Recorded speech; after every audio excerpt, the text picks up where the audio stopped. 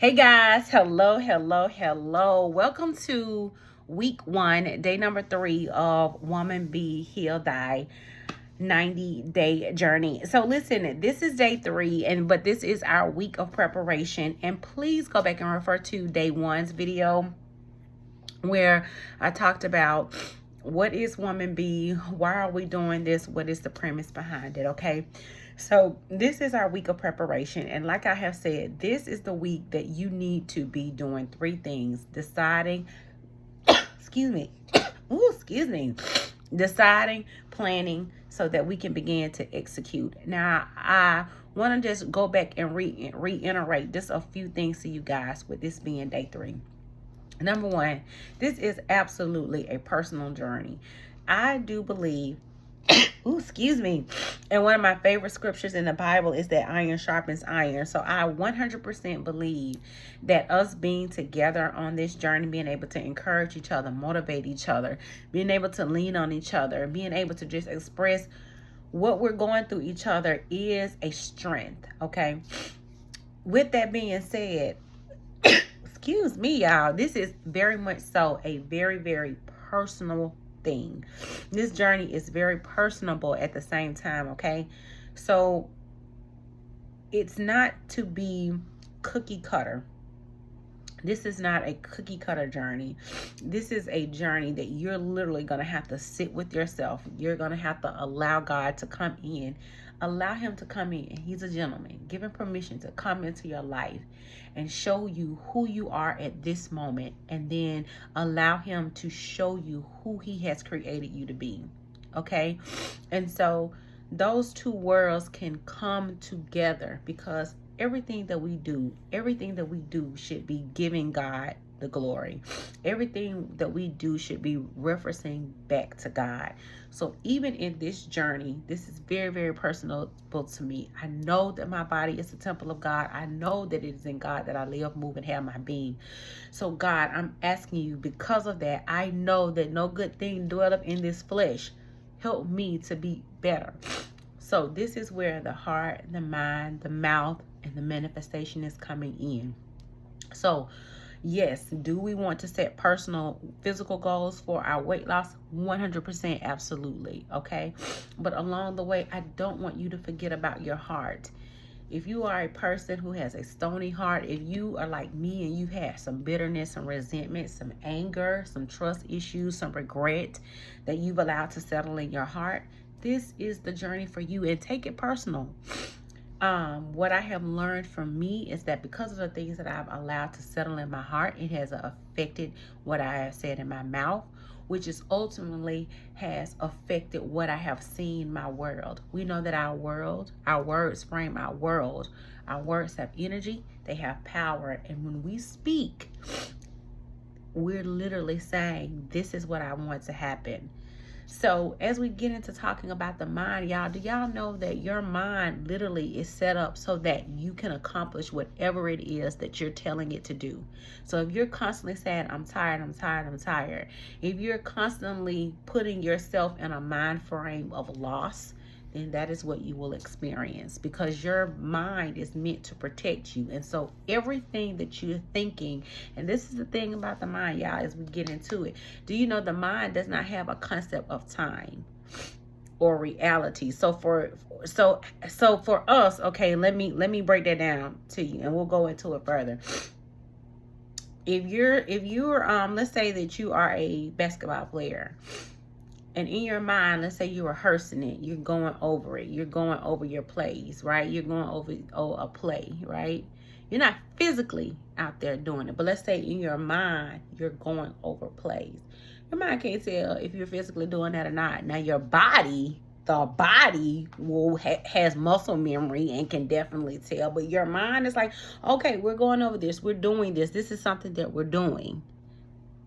Believe that or not. So this is why the things that we think on are so important, because what we think on long enough becomes rooted in our heart. The heart is considered the second brain, y'all. So a man thinketh in his heart.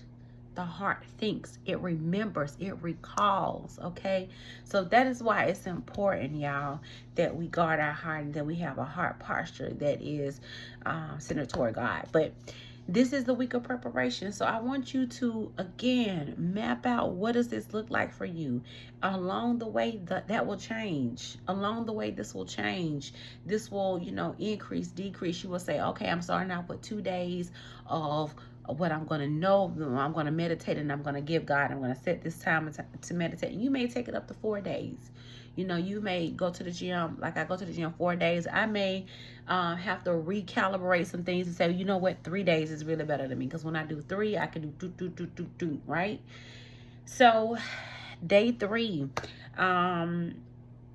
okay, so that's that. So again, if you're joining us on the journey, thank you so much. Remember, this is personable. We're focusing on 4 key areas of heal thy heart, mind, mouth, and manifestation. Okay, the byproduct of doing this inner work is going to be a better physical man, a better temple. Okay, so the more we do the inner work, the more that we will see the overflow of that manifest in our physical. Okay, so with that being said, how was day 3 for me? Day 3, y'all, was good. I went to work. I got there early. I like the feeling that I have of getting up early, because remember I told y'all part of my journey is I want to start getting out the house 10 to 15 minutes early. I like what that felt like, to be able to pull out the driveway, drive at a steady pace, you know, be at the red light and not be honking and, you know, thinking, oh my God, why these people are going so slow? Instead of taking accountability, why did you not get out of bed with the first alarm? So today that feeling was good. And so being able to prepare myself the night before going to bed, and we're going to find out, y'all, that rest is vital. Rest is a vital thing. Quality of sleep is a vital thing in this journey as well. So I like that. Today was my forever beauty, my mother by marriage's birthday. She passed a year and a half ago, and so we went to go celebrate her. And I really wasn't hungry because I had just came back from the gym, but I got some fried dill pickles, and I probably ate, y'all, literally like 7 fried dill pickles. I was so regretful. I had like maybe 7 or 10 fried dill pickles, and ask me how I know, because I low-key was kind of sort of maybe counting them in my head. But 7 to 10 fried dill pickles with a little bit of their home ranch. We went to a place called Waldo's Chicken here in Birmingham, and I had like a little piece of my baby chicken tender and like a little, like maybe a little bit of my husband's greens. So I was just so regretful after I ate that, because this is what I know. I know that as I have set my own personal goals, right? And I know that right now, because I have not reached my goal, I just felt after I ate those after the dill pickles, because they were fried in that grease. Had they been like some baked dill pickle chips, I probably would have been okay. But the fact that they were like fried in that grease, it was like, so, but I acknowledged that. I acknowledged the way that I was feeling, and I acknowledged the fact that I felt that way, because I know how hard, and I'm getting a better understanding of what it takes for my body to process and break down certain things. So, you know, it may take you a few seconds to put the food in your mouth, but the way that your body is going to break that down and what it takes in order for you to burn that off is not worth it. And so because I have not reached the particular goal that I'm after, certain things, and please hear me on this, one of the ladies who's on a journey, Miss Susie, I call her my beauty godmother, y'all. She had sent me this great quote, and one of the quotes was, you know, don't get caught up in comparison of other people's journey, because everybody won't have the same journey. And whereas I may be able to eat a Snicker bar a day, you know, that's on mine, because I went from 4 Snicker bars a day to 1. where, you know, I can't get caught up in that. Or you may see that your sister is like losing 5 pounds here, 10 pounds there. Oh my gosh, she done lost 40 pounds in 3 months. And you're like, man, I only lost 10. There are certain words that we're going to get out of our vocabulary. I only lost. No, you lost 10. And those 10 that you put in were dedication. It was hard work.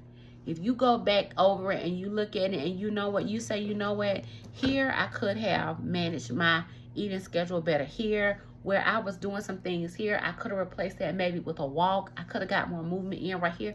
That's a different thing, but we're not going to get into the trap of comparison, and we're not going to beat ourselves up. I acknowledge the fact that I had worked out today. I had a good day today, and that I acknowledge that even though I did want those fried dill pickle chips, and they were good, okay, it wasn't the best for me. I could have 100% made a better choice. Did it throw me completely off? No, it did not. And my mind wanted to take me there, but no, we acknowledge what we did. I acknowledge the fact that that was a choice that I made. After that choice, no, I really wasn't pleased with it, because I know that I have a goal and I'm trying, and I'm going after it. Okay. And so I'm going to extend myself grace tonight. We're going to wake up, and even before I go to sleep, y'all listen, the day doesn't end.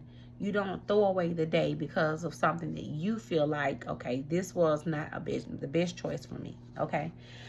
So day 3, week 1, this is a week of preparation. Again, you got to decide, you got to plan, and we got to execute. Okay. So you can't, we are going into this with a plan. So Sunday night, before you lay down, going into Sunday morning, you should know how you're going to walk out these other 12 weeks. You know, if that is, I'm going to juice, only drinking water, I'm not doing alcohol except for on this day, or I'm not doing alcohol at all, I'm doing bread. Well, what kind of bread? I mean, you literally want to get as specific as possible. What are your non-negotiables? Have you started acknowledging God in the morning time, saying your prayers, being grateful, getting that gratitude out, being grateful in the place that you're in right now, and then going into commanding your day. So we're putting our faith in action. We're going to see it, because remember, I told you that a part of that prayer and that gratitude in the morning is to see yourself where you want to be. We start at the finish line. We start at the finish line, okay? And so, yeah. So this is week 1 again, day 3 of the Woman Be Healed Thy 90-day journey. I have to say volume 2, y'all, because this is my second go around, and some of the ladies who are joining, this is our second go around. And so I'm really excited for what is to come. I appreciate everybody. Remember, this is open to any woman. It does not matter at any point in time. If you go to www.T.R.Jones.net, you will get the weekly newsletters and any updates that we have coming. And and y'all, we need to try to get our likes up. What I found out is that you have to have 50 subscribers or more in order to go live. I'm working my way up to 50 subscribers. So we will get there. And if we don't get there by time, then we will do a Zoom, or we may have to go over to Facebook and do a Facebook Live or something. But we are going to have that time where we can interact together, okay? So listen, I love you guys for real. This is week 1, day 3 of Woman Be Healed Thy, the 90-day journey, volume 2. And we will end it the same way each night. My name is T.R.Jones. You say your name. I walk in my authentic, unapologetic, God-given authority. I am a woman being healed by. I am a woman that's healthy. All right, guys. I love y'all for real. And I will see y'all on day 4.